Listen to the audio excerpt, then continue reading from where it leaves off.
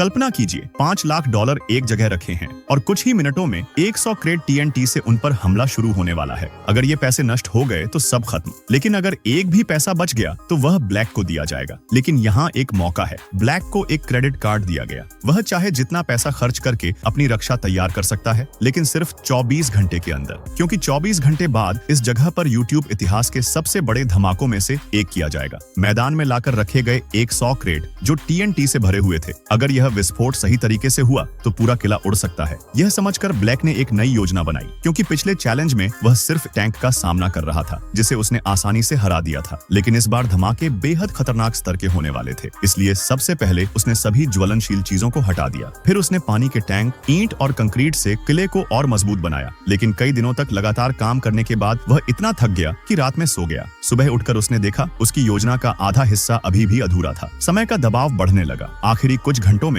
वह बेताबी से कमजोर जगहों को ढकने लगा। आखिरकार विस्फोट का समय आ गया। ब्लैक ने खुद डिटोनेटर अपने हाथ में लिया। एक विशाल आग का गोला आसमान में उठ गया। धमाके की ताकत से पूरा इलाका हिल गया। चारों तरफ आग फैल गई। कुछ देर बाद सभी लोग दौड़कर आग बुझाने की कोशिश करने लगे। ब्लैक घबराकर किले के अंदर देखने लगा। अविश्वसनीय रूप से पैसों के बंडल अभी भी दिखाई दे रहे थे। धूल और मिट्टी से ढके होने के बावजूद ज्यादातर पैसे बच गए थे। लेकिन चैलेंज का सबसे कठिन हिस्सा अभी बाकी था। आसमान से जलती हुई कारें गिराई जाएंगी, जो पेट्रोल से भरी होंगी, और साइड से कैटापल्ट के जरिए आग के बड़े गोले फेंके जाएंगे। इस बार ब्लैक ने कोशिश की कि कंटेनरों को इस तरह लगाया जाए कि कारें गिरकर फिसल जाएं। लेकिन यहाँ एक बड़ी गलती हो गई। उसने कंटेनरों को रोकने के लिए लकड़ी का इस्तेमाल किया। जब पहली जलती हुई कार गिरी तो लकड़ी में तुरंत आग लग गई। कुछ ही मिनटों में पूरा किला एक विशाल आग की भट्टी बन गया। लगभग 1 घंटे तक आग जलती रही। जब आग शांत हुई तो सभी अंदर जाकर देखने लगे। पैसों के बंडल लगभग पूरी तरह जल चुके थे। तो दोस्तों, आप इस चैलेंज में क्या क्या इस्तेमाल करते?